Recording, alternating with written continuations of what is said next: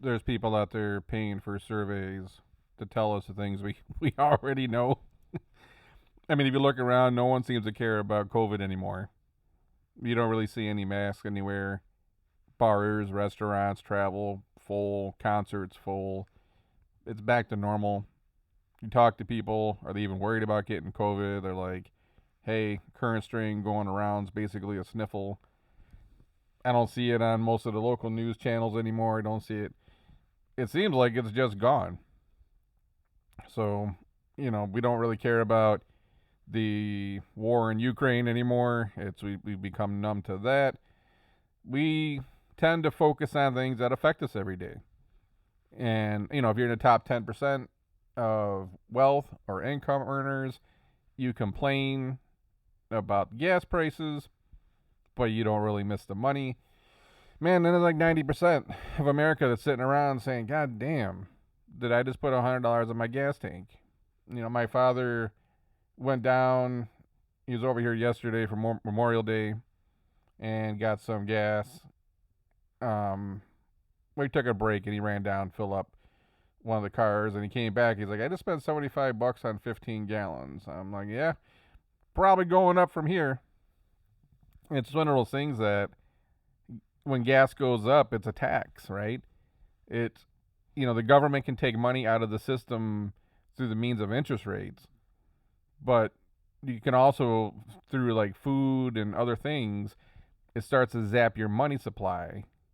Unfortunately, it's not unfortunate. Whatever you want to think of it, it ends up going to a corporation, right? I guess what's the difference at this point if it goes to a corporation or if it goes back to the government? Either way, it's leaving your bank account and going somewhere else. They're finding a way to drain your bank account faster so they can get inflation down. So in a weird way, between the push on going for electric vehicles and trying to stop down inflation, I'm not sure the government wants the gas prices to go down. It's universally the one thing that kind of affects everybody. You can't dodge it. Like in some way, corporations do, or certain wealthy people do with taxes. You're going to pay the money for the gas. You're going to pay the money for, whether you're on a commercial plane or a private plane, you're going to pay the higher jet fuel price. And there's tax on the gas, right? And all this other stuff. But it's like, we sit around and we worry about the things that affect us the most. When your grocery bill goes up, you can't hide from that. You got to eat. When your gas bill goes up, I got to drive to work. I had to drive to the grocery store. People that drive their kids to school. And if you want to go on that vacation, it's at some point, it's like these things end up hurting you more than you're not worried about COVID no more. Like, where are we at right now? Worrying about potential collapse in the economy, maybe not tomorrow, maybe in the next 24 months. Gas prices keep going up. You saw Brent crude tip over 120 this morning. Diesel prices, astronomical. I have a diesel truck. The highest prices I've ever paid for diesel in my life. Starting to get over 550.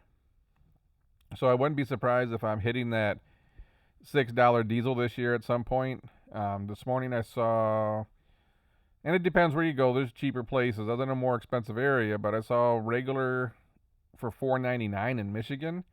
So I mean, back in the old days, like they charge, this price for premium, you add 10 for regular. So the base price for regular, add 10 cents for mid grade, and add 10 more cents for premium. Now premium's like 75 cents or up to $1 more per gallon than regular. I wouldn't doubt you see premium floating around the state of Michigan right now for $5.79, $5.99 in some places. We're gonna start creeping up into that low fives for regular. It's like, man, I think national AAA said we're like 462 or 466 right now. Oh man, when's it coming down? No end in sight. What if another bad round of COVID comes around? China just went through the shutdown. They're coming back online after 8 weeks of a pretty tight lockdown. They're going to start consuming oil again. That's going to put more pressure on the oil markets. What if another strain comes around that's not the sniffle-like strain? If it actually has us shutting down again, if it has more people in the hospital. I feel like the economy, they say the consumer's strong. Recent reports is people on average have twice as much money in their savings and checking accounts than they did pre-COVID. I need to double check that. It's just something I heard on a whim here. But the consumer's strong in that sense. They have money to spend. But how long will they have to spend it when hotels are skyrocketing, rental cars are skyrocketing, plane tickets are skyrocketing.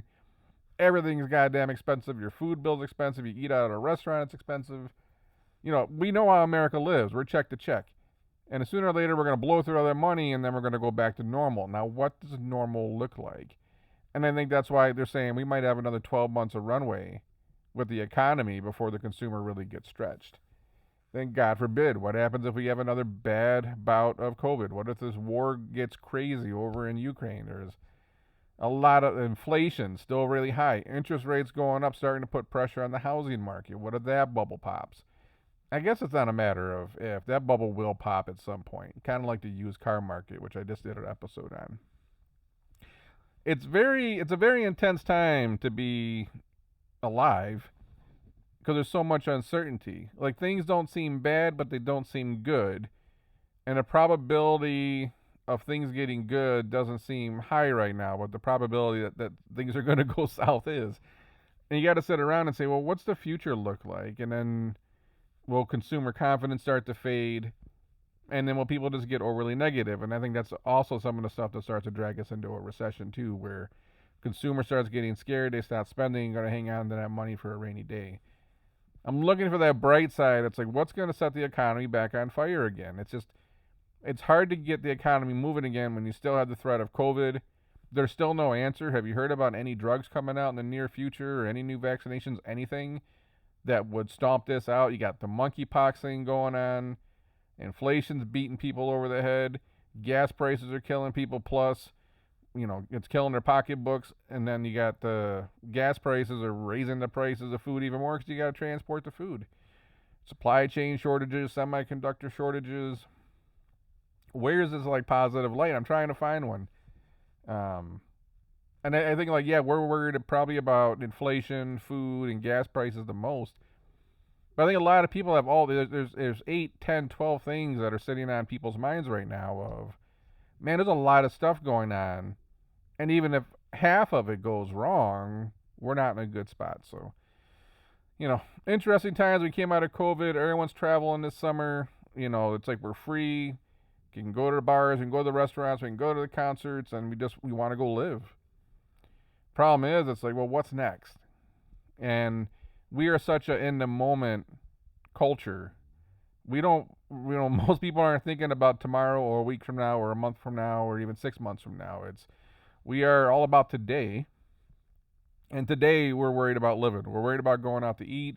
We're worried about shopping. We're worried about traveling. We're trying to make up for lost time, which I understand, but you can't. I get it. I do it. We all do it. You just got to have an honest conversation with yourself and say, you know what, there is no making up for lost time. Because what if you actually did that stuff in the last 2 years, plus did everything you were going to do this year? But again, we got that mindset, let's make up for lost time. We're going to travel more. There's all these flight cancellations going on. They don't ever seem to tell you exactly why. It probably sounds like staffing shortages because who isn't short-staffed right now? You can't get good service on a restaurant to save your life. Oh, man.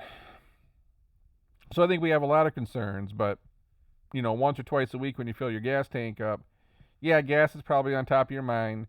And if you eat, I'm assuming you got to eat if you're alive, every day you feel that pain, whether you eat out, whether you're ordering groceries, and how much food costs right now.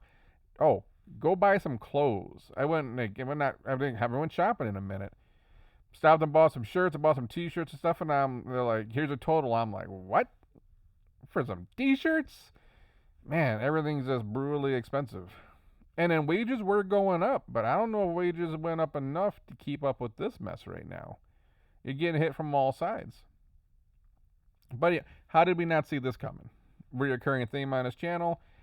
Look at the trillions and trillions and trillions and trillions of dollars we spent, and then we got to say, oh, we created this mess. How do we get out of it? Well, we get out of it by we got to stop spending. Oh, you're going to stop spending while you're raising interest rates and slow the economy off. Well, how are you going to speed the economy up? You can't spend because what a hell of a corner did we back ourselves into? So I don't know. What's on your mind? What are you worried about? What concerns you the most right now? Is it COVID? Is it monkeypox? The war? Inflation? Gas prices? Supply chain issues? Oh, they keep talking about a food crisis. Let's not forget about the baby food crisis. There's a lot of stuff on Americans' minds right now. That's kind of scary when you add it all up. What has you the most concerned? Drop a comment below.